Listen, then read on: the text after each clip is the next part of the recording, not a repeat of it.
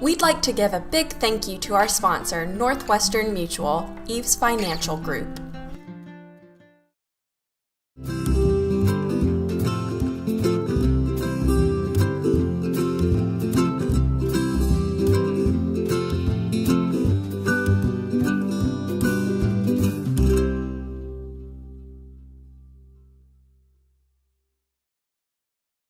Hey guys, welcome to Cooking from the Heart in Augusta. I'm your host, Abby Neufeld.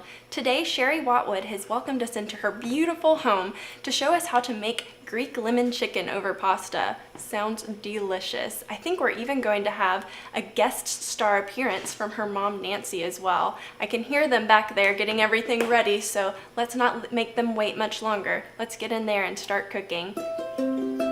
Sherry, thank you so much for welcoming us into your home. It's so cozy. I love all the artwork. It's just beautiful. I'm so excited to see what you have in store for us. All right. And Nancy, is that correct? It's so nice to meet you. I'm so glad you're here as well.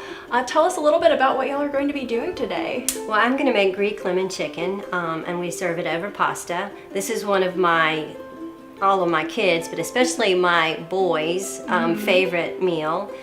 So when they come into town, I have two sons that are married and have families. When they come into town, they always ask me if I'm going to make Greek lemon chicken. So it's kind of become a little bit of a joke because that is the one thing that I always tend to make when they come into town. And I invited my mom to come over because she's really handy in the kitchen. She likes to do a lot of prep work. So she came over. She's helped me prep. She trained me in the art of cooking when I was 11 years old. She worked full-time in a bank and had to work late on Friday nights, and so she taught me how to cook. On Friday nights, that was my night to cook, and then over time I just continue to cook, and I really enjoy it. Well, that's so great. Thank you for being here with us then. I'm so glad you taught her, because otherwise we wouldn't be here. Well, you know, I grew up in a family where my mom was not taught how to cook, and my dad actually taught her to cook after they married. So she made sure that all of her children learned how to cook at an early age. So I just passed it on. And it's passed on now to grandchildren also. Yes. That's amazing. Yes. Well, I'm so excited to see what all you're going to be doing and to put this together. So, Sure. You ready to get started? Yes, but in our house, before we ever get started cooking, we always have to have a glass of wine. So would you like some, Abby? Well, I'm on the clock, so I better not. But I would love to. Here you go, Mom. Why don't you go retire in the living room? I'll do the guest. Yes, that sounds like a good job. I'm jealous. All right, so I'm going to get started making my Greek lemon chicken. And the first thing that I do is I go ahead and get my skillet cranked up so that it can be getting warm. I love my Augusta stove. It's a dual fuel. It's got gas burners on the top, and then the oven is electric. So I've got my gas heat on, and I'm going to go ahead and put some garlic in my frying pan along with my olive oil.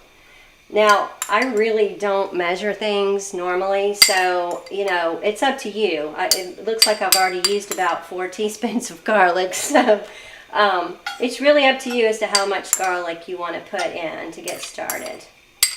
While that's heating up, then I come over here and I start to dredge my chicken. Now, the method that I like to use is I stick flour and seasonings in a paper bag. And then the first thing I do is I lay my chicken out. I sprinkle a little bit of salt, since this is sea salt and coarse black pepper on top. And then basically I just throw the chicken in the bag like this. I like doing it this way because it keeps my hands from getting super messy. And then you just kind of do like this. And it usually coats it pretty well.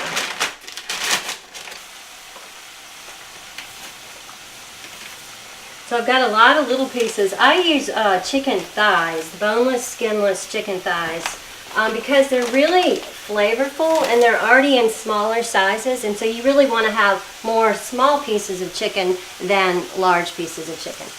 All right, now I can smell that garlic. Really cooking up good. So I'm going to go ahead and start dropping my chicken in there.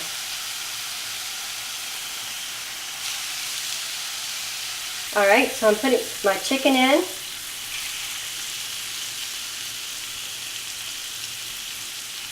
I don't like to crowd the pan, so I tend to have to do this like in 2 batches, but that's okay.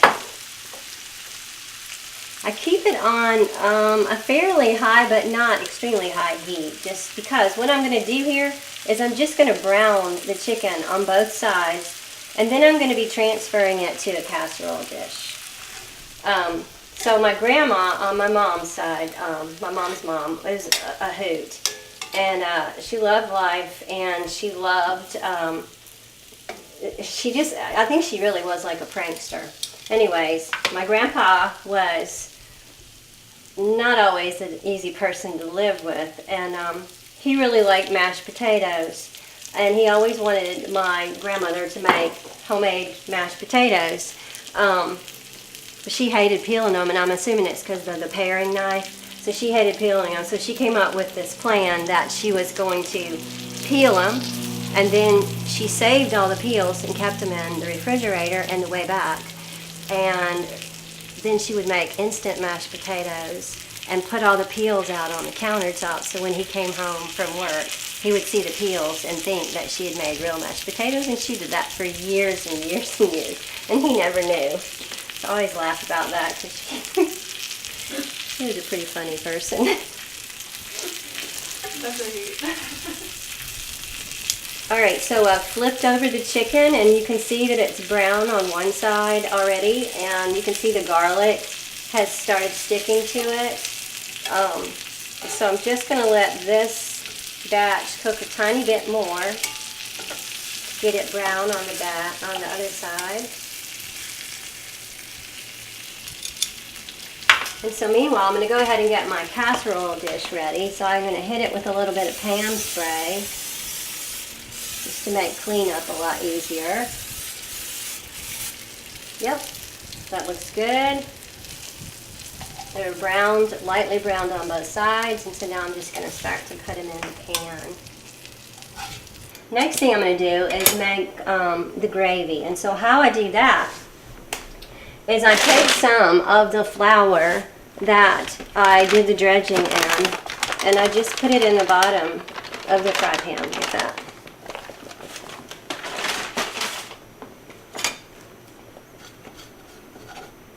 And I'm going to stir it around a little bit, get it a little bit brown.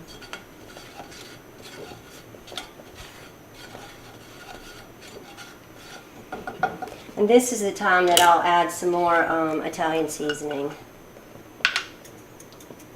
We like a lot of Italian seasoning, so just put a lot in there.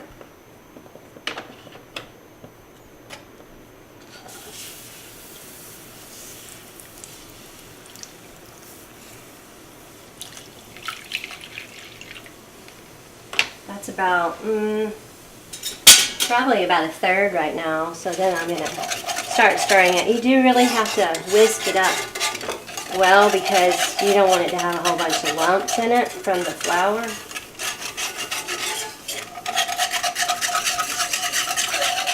I like to add zest right onto the chicken. So I love this thing. This is the awesomest little lemon zester. So I just zest and then just tap it in. I did wash the lemon before I zest it, just with water.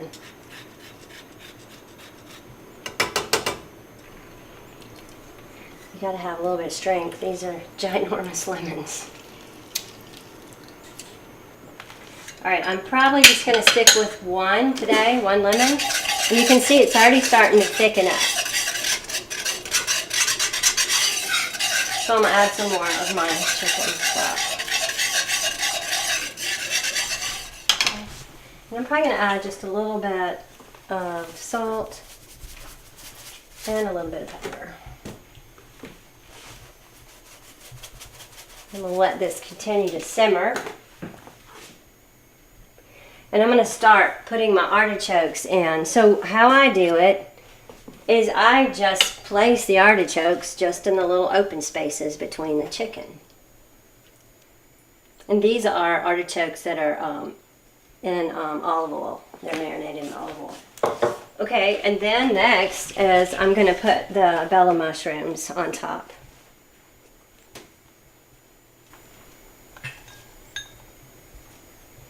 We like mushrooms too, so I'm pretty liberal with those.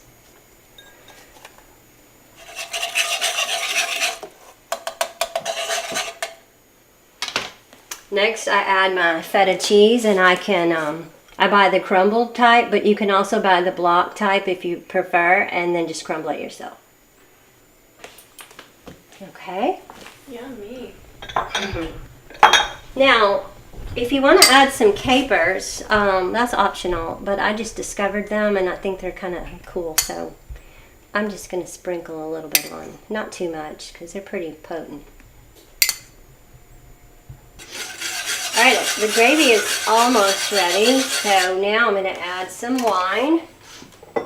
And I don't really measure this, I just pour it in.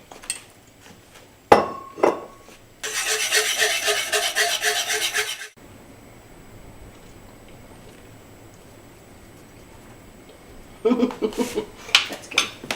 Alright, I need to add a little bit more salt. Alright, I still have some chicken broth left, so I'm going to add a little bit more.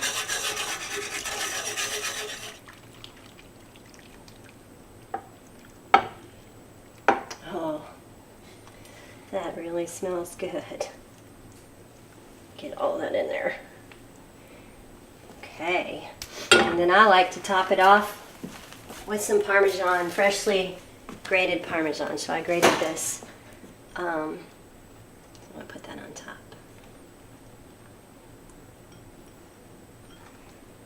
And then I'm going to pop this in the oven on 350 for about 50 minutes until it gets really good and bubbly. And then I'll know the chicken's fully cooked. And then I'm going to serve it over pasta. Alright, let's pull it out and see what it looks like, Abby. Oh boy, I can't wait. It smells amazing. Does smell good. Ooh, look at those bella mushrooms. And you can see the gravy is still in there really good. So Yeah, that'll be great for that pasta. Yeah. Well, I can't wait to I made dig some in. pasta. Perfect. Oh, Yeah. I can't wait. Sherry, this looks amazing. I cannot wait to taste this. It just, all that gravy, the pasta is a great idea. Yeah. You ready to dig in? Yes. Oh. It's so tender it's falling apart. That's amazing. Oh, that lemon really does. I can tell you put 2 lemons, didn't you, in this one? I did. Oh, it's really yummy. This is And the really capers just add a nice pop. Wow. Yeah, I like So them too. good. Well, thank you so much again for having us in your home and making this wonderful meal for You're us. I welcome. can't wait to go home and make this on my own. Yeah, it's really not that Yeah, hard. I see why your boys like it. And thank you to our viewers. I hope you enjoyed it and come back and watch us again at Cooking from the Heart in Augusta. Bye.